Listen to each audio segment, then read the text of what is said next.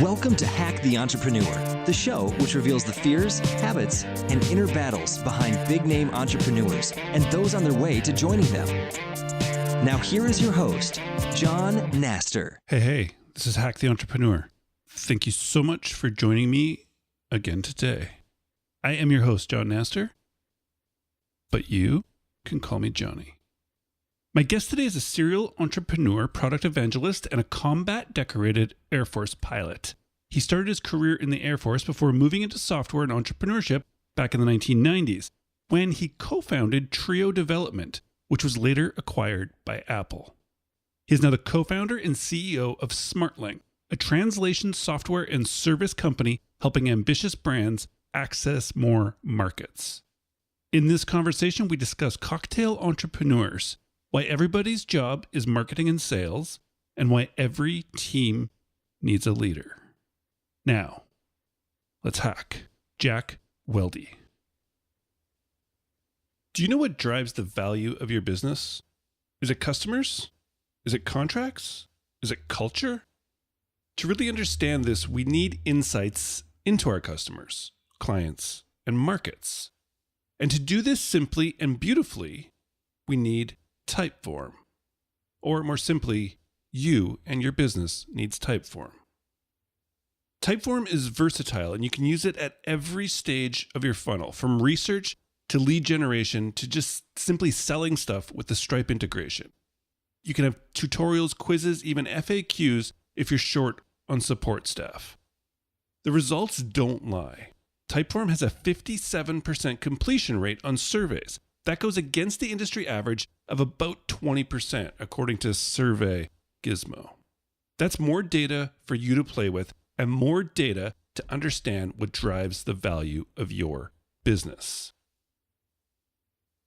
Typeform also integrates with your favorite tools, including Google Sheets, MailChimp, Airtable, and hundreds more. And you can also collect data through Facebook Messenger with their Typeform chat feature.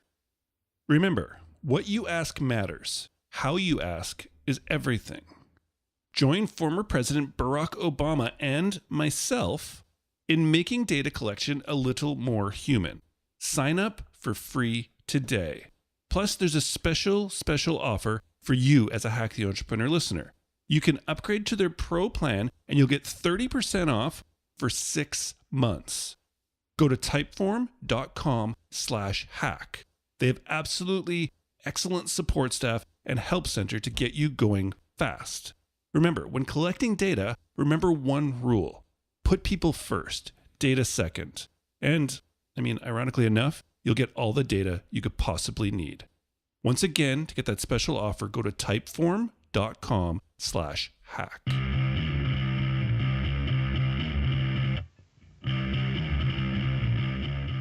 We are back with another episode of Hack the Entrepreneur. And today we have a very, very, very special guest to the show. Jack, welcome. Thanks, John. Delighted to be here. Absolutely my pleasure. I have a feeling it's going to be a lot of fun. I've been looking forward to this conversation, and I think we should just jump straight into it. What do you think? Yeah, me too. Looking forward to it. All right. Let's do it. Jack, you are a man with a very varied past. Today, though, we are talking to Jack the Entrepreneur. As an entrepreneur, Jack, can you tell me, what is the one thing that you do that you feel has been the biggest contributor to your successes so far? Yeah, so I'm a fan of your podcast, and I know that this is a question that you like to ask, so I was thinking about this one a little bit, and I think I'm going to go with my very standard answer that I think is really the epitome of entrepreneurship. I like this. We talked earlier that I've got a background in the U.S. military as well, and I like this George S. Patton, this General Patton quote that says, "A good plan today is better than a perfect plan tomorrow." And to me, I think that really epitomizes entrepreneurship. And it's the idea that as an entrepreneur, you do not have unlimited resources. In many cases, you are bringing a brand new to the world product or service that is, by definition, it's something new. At a minimum, it's a new company, but it may also could be something completely new to the world. And who knows how the market's going to react to you, to your company, to your product, to your service. And so a lot of people, I think, think, well, gosh, I've got to make it perfect. But I like this quote that says, a good plan today is better than a perfect plan tomorrow, because it really allows the entrepreneur to try to figure out what's good enough. What's good enough? How do I get something to market and get immediate feedback from the market that is better than me, spending more time boiling the ocean and dotting every I and crossing every T to really try to figure out, the perfect product? Because guess what? You're never going to get that perfect product. Markets change, competition changes, customers change. So how do you draw a line to say this is good enough? There's a lot of strategies around sort of MVP, minimal viable products, and trying to get it to market quicker. But I really like this idea of good today being better than perfect tomorrow, because it prevents you from really focusing on that elusive, you're never going to reach that perfect thing. Get it to market, get it out there, start selling it, start getting people to use it, start getting feedback, and then rapidly iterate from there. I like it. And I've heard the quote before, and I don't think I've ever, put it in line with George S. Patton and the military. So this is cool. And actually, John, if you really want to know, the super interesting thing about this is I actually misquoted there. The real quote says, a good plan today, violently executed, is better than a perfect plan tomorrow. They typically take that part out.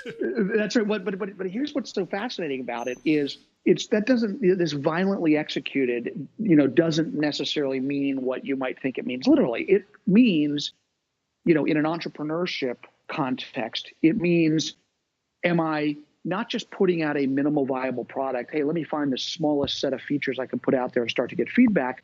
But it means I also need to be able to iterate rapidly. Look, if you put out a small feature set product and put it out in the market and just leave it there for a couple of years, all you've really done is just ship a crappy product. But if you can iterate very, very rapidly, if every single week, day, hour, you are adding more features and capabilities, you are listening to your customers, you are asking your customers and going there visiting with them and saying, hey, what do you think about this? Do you like this? What would you add to this? And then be able to do that very, very rapidly. That, to me, is violent execution in an entrepreneurship context. Being able to listen, hear the market feedback, and then make changes very, very rapidly ahead of competitors. That's how you take a product, that's new to the world and very quickly, find a way to satisfy your customers' goals. So that's what I really love about that particular quote. And that's what I think really resonates with me. Yeah, very, very well said. And you answered a question I was going to ask, which was, this wasn't just for the launch of this new product. This literally is the iterative process you're going to use throughout the lifespan. Absolutely. I mean, I think, every modern company, particularly software-oriented companies, are focused on agile. They're focused on agile development methodologies. They're focused on creating content at a very rapid rate in tiny, smaller batches. Think back to 20 years ago, software companies were creating products that they would conceive of and then build and then test and do sort of a waterfall development process that would take years, and then you came up with products that had a year in its title, like Windows 95, Windows 98. By the way, if your product has a year in the name, you're not agile. Now in 2017, companies are creating code changes, new content on a weekly, daily, hourly basis. And we see that in our everyday lives. Think about the number of times that your apps are automatically updated on your iPhone or your Android device, because companies are creating that really rapid iteration. And so that, I think, that speaks to exactly this idea, which is have an expectation that you as an entrepreneur are going to be rapidly updating and modifying your product and listening to the market, because guess what? That's what the market in 2017 wants and frankly expects. Exactly. And app is a great example, or apps on our phones are a great example. And I do sort of want to push it with the iteration and sort of how you've evolved with Smartling. But something near the beginning of your first answer that you said, Jack, was interesting to me, and I'd like to kind of dive into it a bit. Yeah. Which was, you said when you're putting something new out, right? Like you have this thing that you're putting out to the world, and you said that could even be, like, it doesn't have to be a unique product necessarily. It could just be the fact that you're launching a new business. So I'm assuming in that you meant sort of like a business doesn't have to necessarily be based on a 100% unique idea, product, service. You can do you believe that you can sort of create just an iterative process on an existing product or service? And sort of how far does that have to be, like in the unique realm, to make it a viable business? Yeah, boy, there's a lot there to unpack. I'll throw out a couple of different ideas here. I think for one thing, there are a lot of what I would call sort of cocktail party entrepreneurs. I mean, entrepreneurship is hot. It has been hot. A lot of people want to be entrepreneurs. They like the idea of entrepreneurship, but they're cocktail party entrepreneurs. You know, they haven't really launched their business. They haven't set up their website. They haven't gone and conceived of a product. They haven't set up a Shopify site.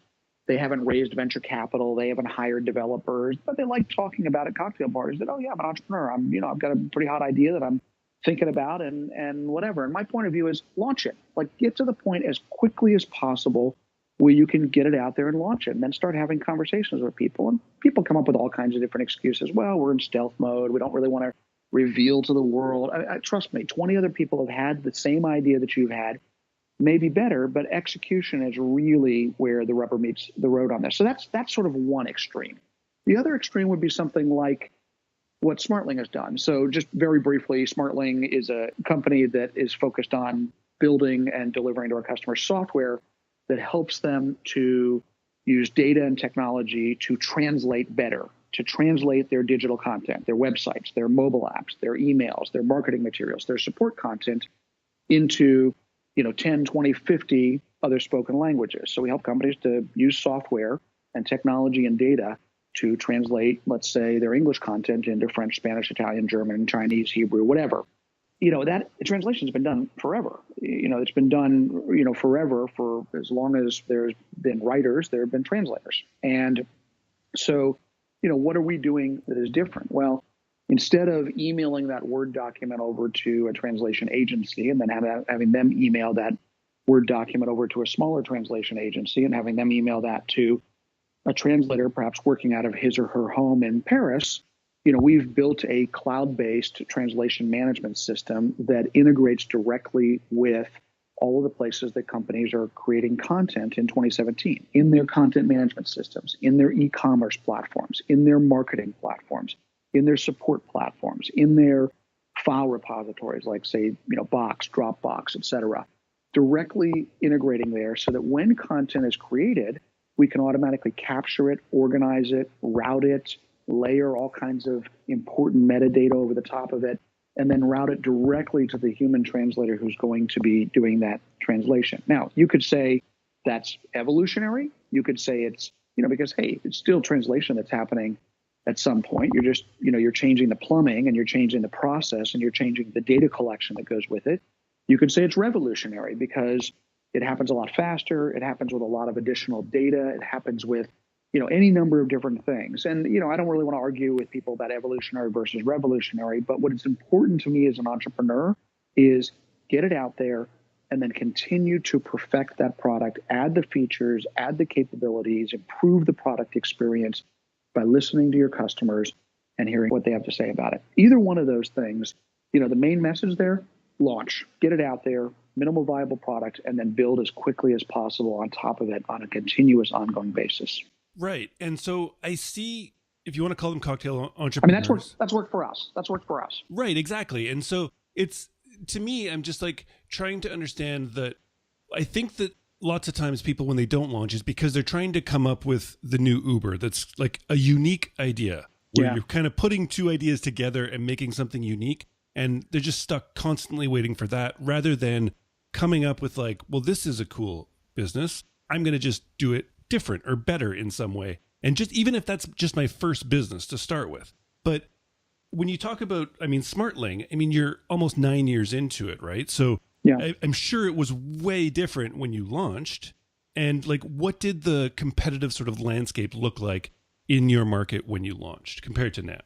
Yeah, it looked like 26,000 translation agencies, small businesses. And by the way, like most of these are filled with entrepreneurs. So respect for the fact that it's translators and it's translators who have become business owners and are entrepreneurs and building their own, their own small business, but super fragmented market and not nearly the focus on technology and data and workflows and analytics and machine learning that I think we and a handful of other companies have brought to the market. And, in the early days of Smartling, we were pushing this concept of the cloud, that you need a centralized place to manage all of your translations, all of your global content, really. And you need integrations into all of the different places where you're creating content as a company.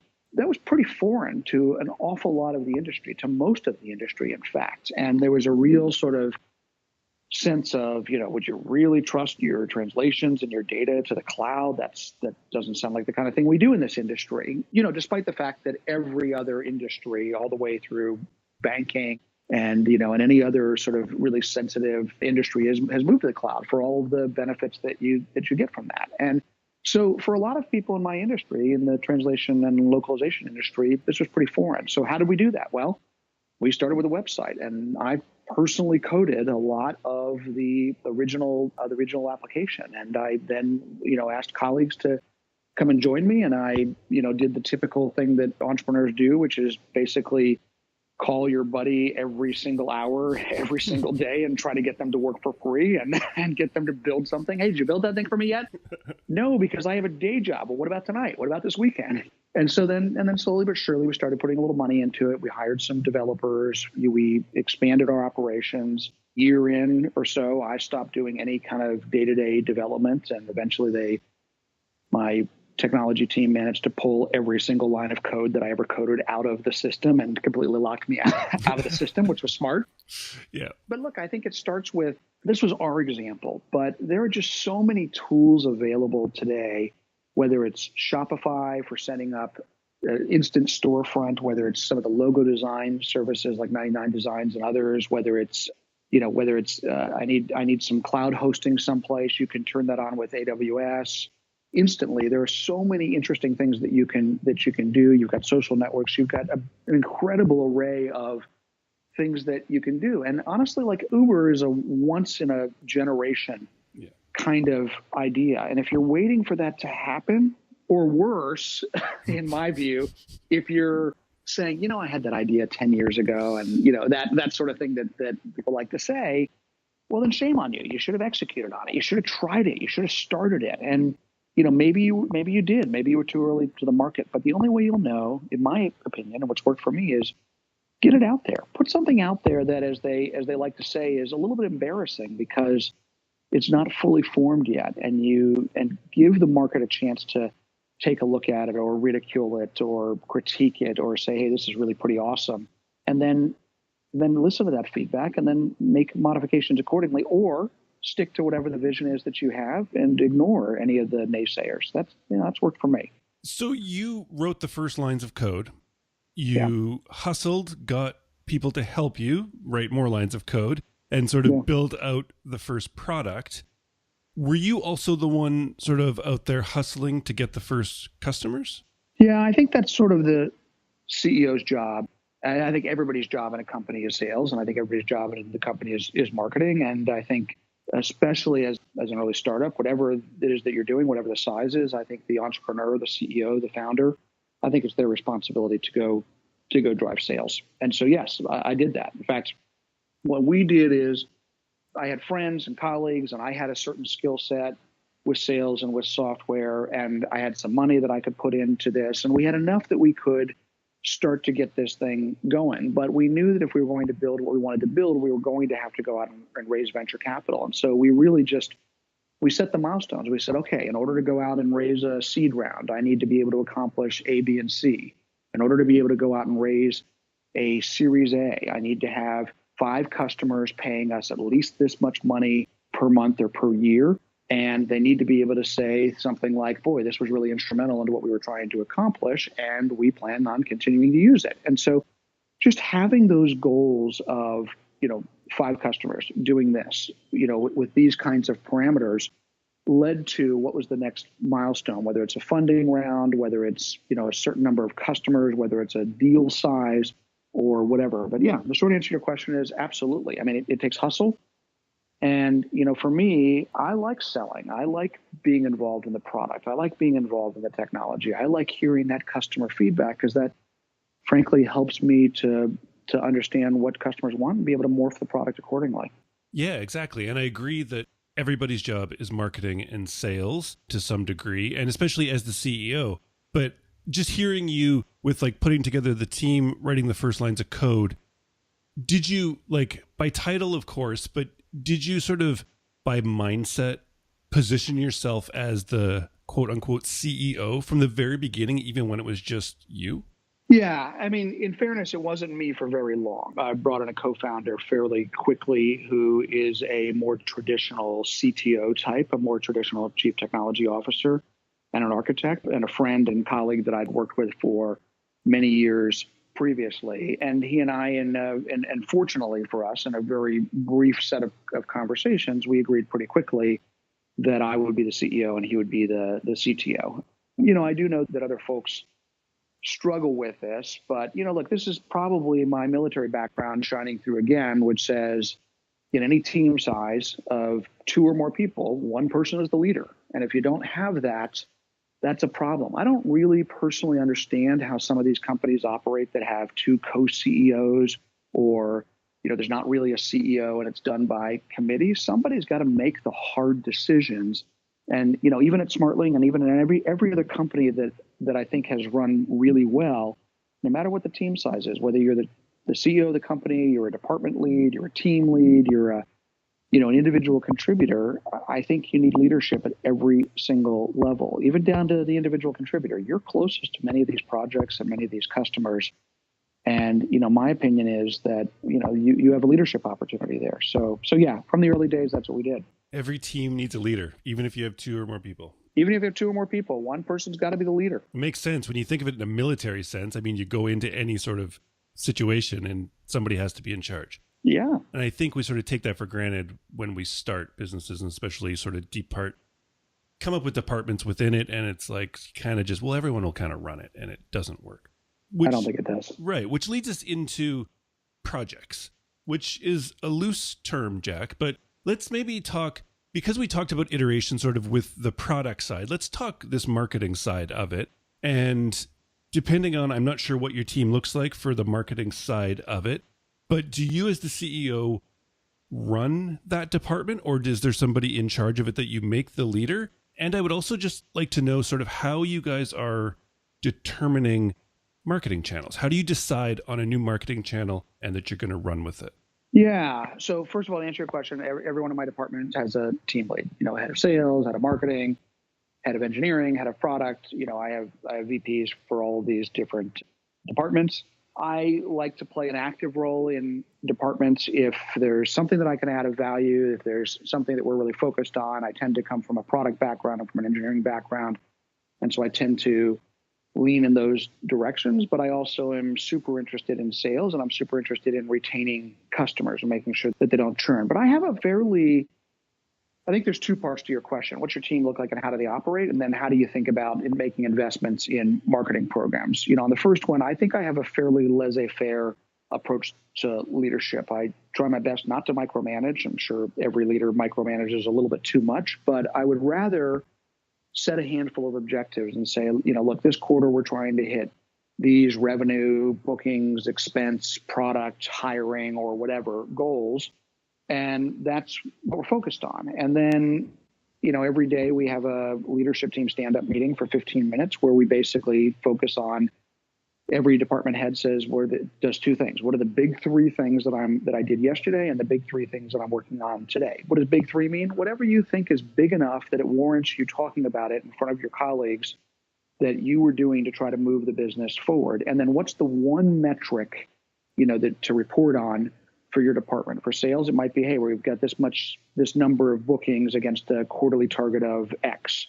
For market, it might be, hey, we've generated this many leads at a quarterly target of Y, something like that. And honestly, if everybody knows the objectives, if they know what the metrics are, then I trust my people to go out and execute on those things. And when we're not doing it for any number of reasons, that's typically where I'm going to want to understand what's going on, and I'm going to want to dig into it. Was that the answer to sort of the first part of your question? Yeah, it is. It was a really good answer. Oh, thank you. It's sort of, so you sort of have the overarching goals and metrics you're trying to hit for maybe quarterly or yearly for the team or for the company. and then the departments themselves run the individual team to hit those metrics.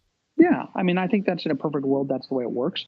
Nothing ever works perfectly. Good plan today, perfect plan tomorrow. But that's why we get started and we talk about it. And if it turns out that something is going off the tracks, then we figure out, are we able to course correct as quickly as possible? Let me answer your second question, John, which is, how do you think about marketing programs? Boy, there are just so many incredible programs that you could run. You can run Google Ads. You could run webinars. You could go to a seminar. You could go to conferences. You can do ad retargeting. You can advertise on different sites. You can, there's so many different things that you can do. And some of them cost different amounts of money. Some of them are going to be more effective than others. And my point of view on this is, for a company of our size, and we're starting to get up there, I would say we're not, a 3-person company working out of a garage anymore. What I would say is, for a company of our size, we know that we need to make some sort of marketing investment that is not insignificant. So we spend real dollars. We spend real dollars on marketing on a monthly basis. But the way that we think about it is, we try to be really thoughtful about our ideal customer profile. What does that buyer look like? Where do they work? What are their titles? What are the problems they're trying to solve? Where do they hang out? What do they read? What conferences do they go to? Where do they, what parts of the world are they living in? And then how can we reach them? And in some cases, the answer is, let's run Google Ads. In some cases, the answer is, let's run some things on LinkedIn that are designed to get people to say, this looks interesting. Let me click on this and learn more.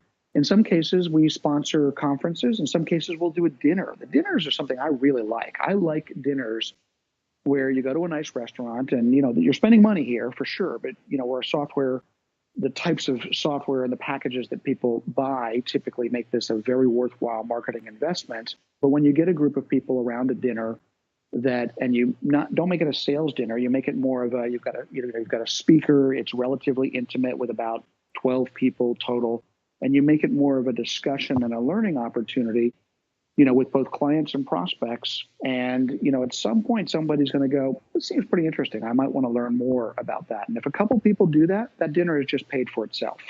So the way we think about spending money on marketing is, we really try to be thoughtful and have a thesis about, we're going to spend this money and we think it's going to do the following.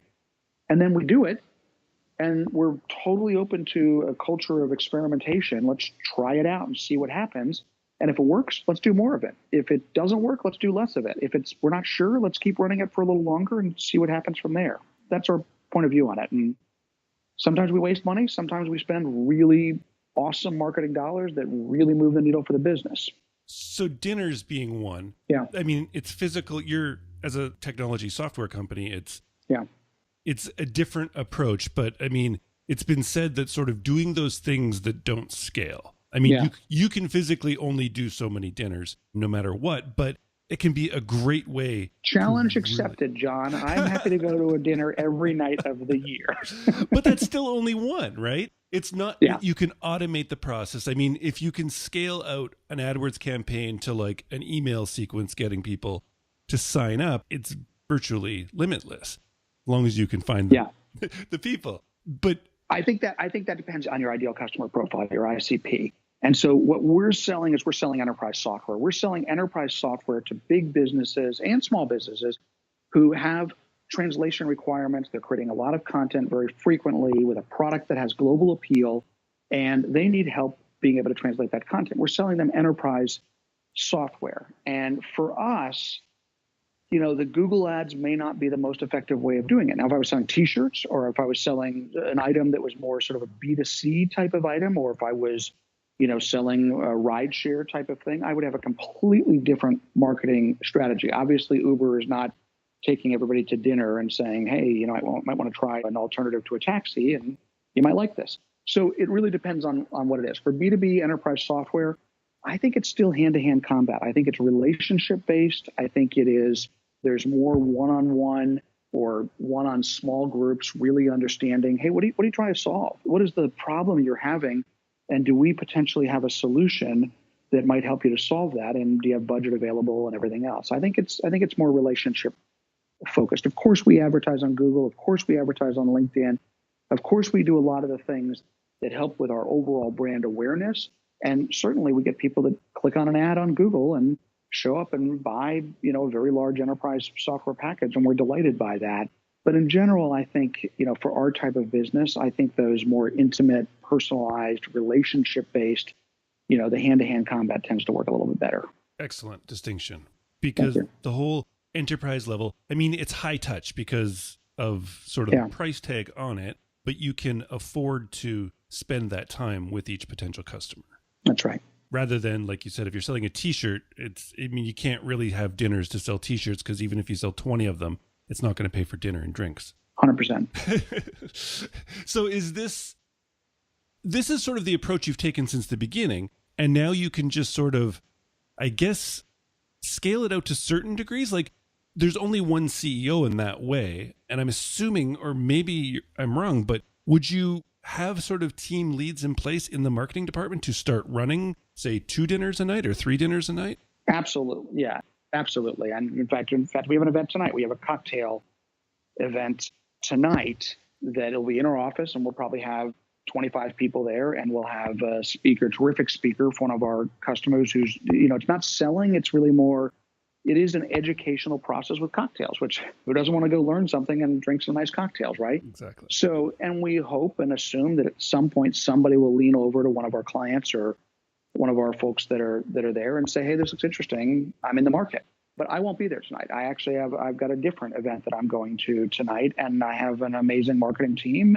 that will be there, and I'll have a few folks from my account management team that will be there, and they'll do a great job. So I like what you said earlier about do things that don't scale.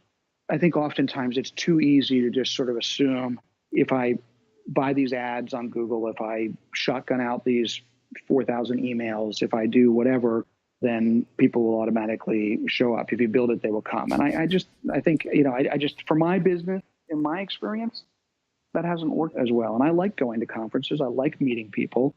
I like hearing what their concerns are. And I like getting that feedback, for good or bad, about what they like about my company, my product, my service, the people on my team, and everything else. Because then I can make adjustments or keep doing what we're doing. So well said. So well said.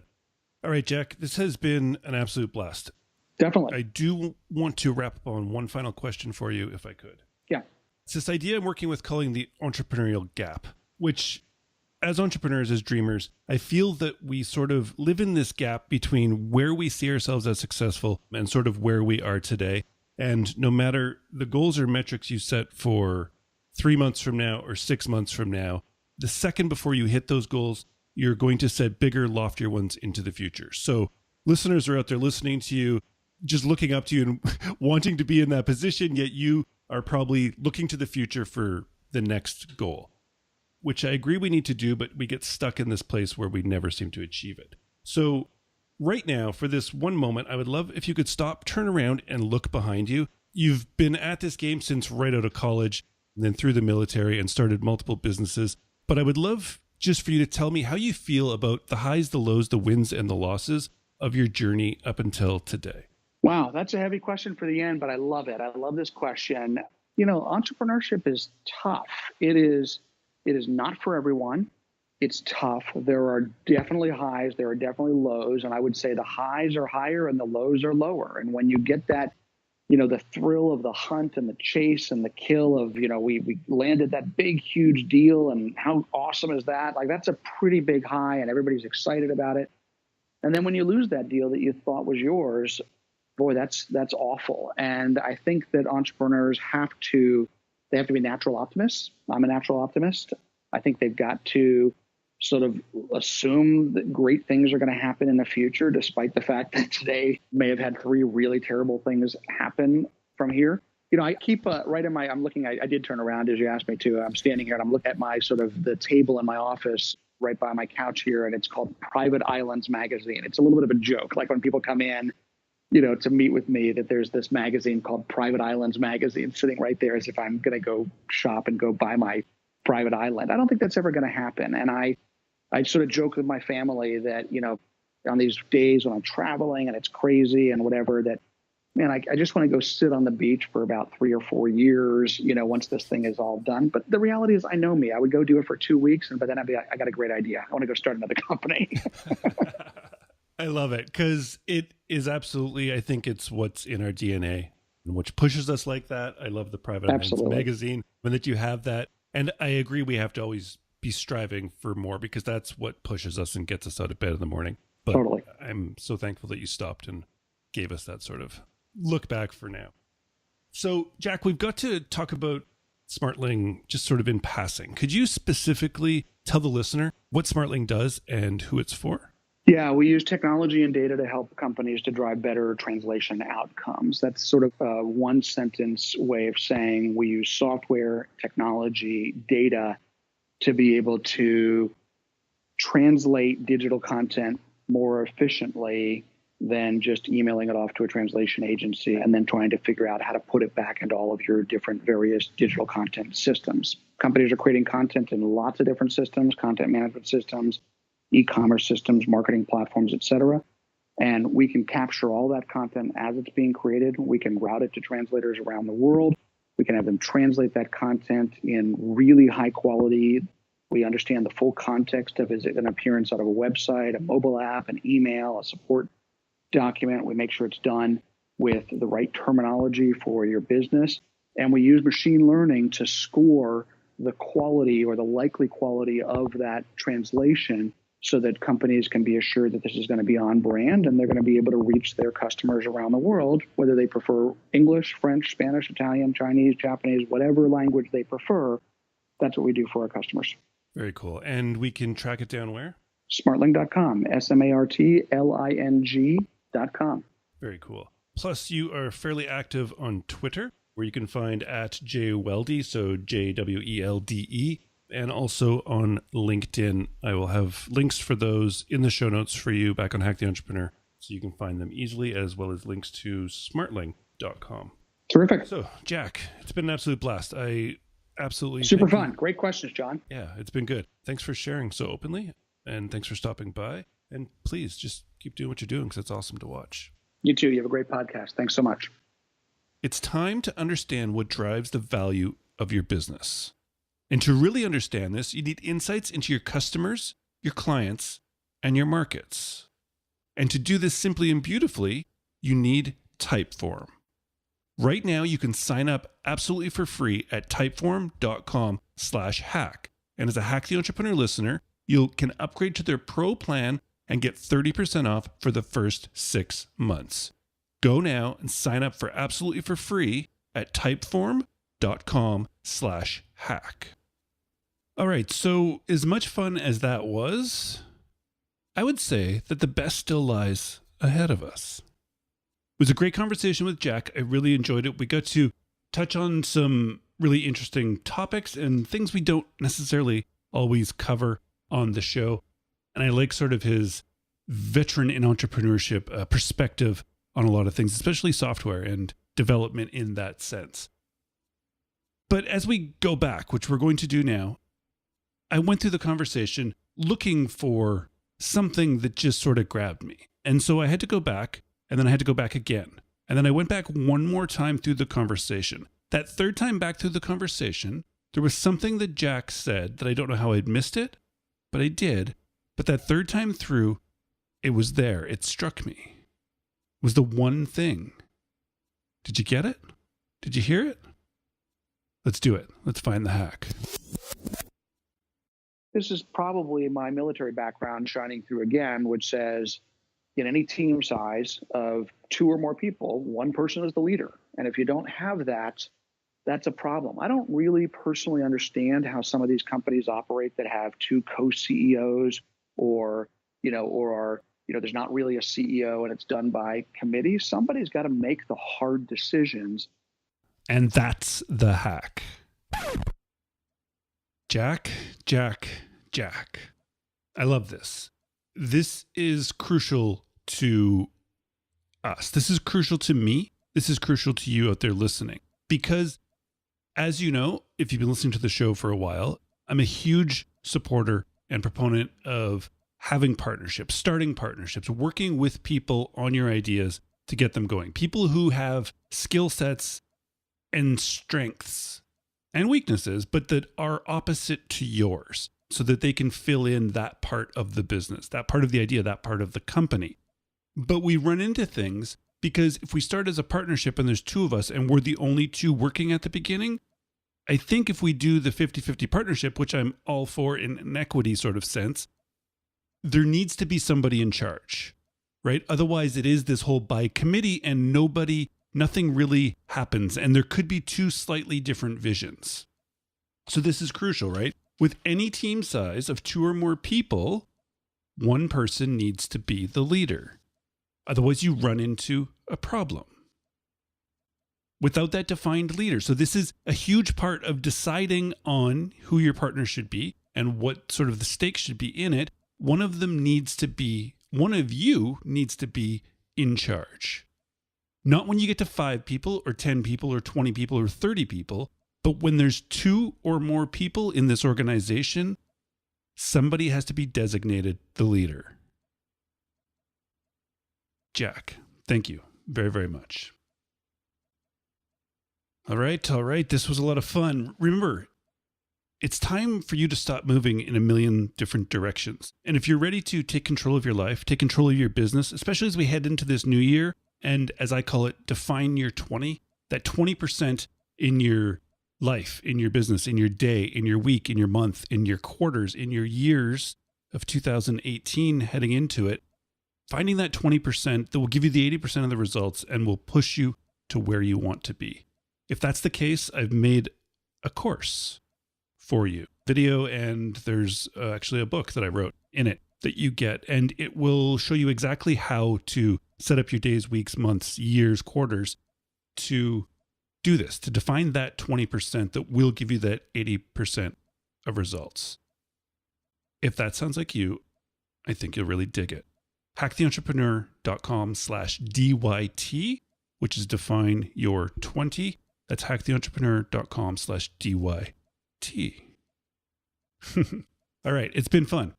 Thank you so much for stopping by. If you ever have any questions or comments for me, I'd love to hear them. John@hacktheentrepreneur.com is my email.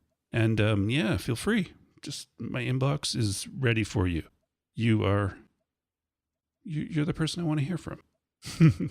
All right. It's been fun. I won't take any more of your time, but please, until next time, keep hacking the entrepreneur.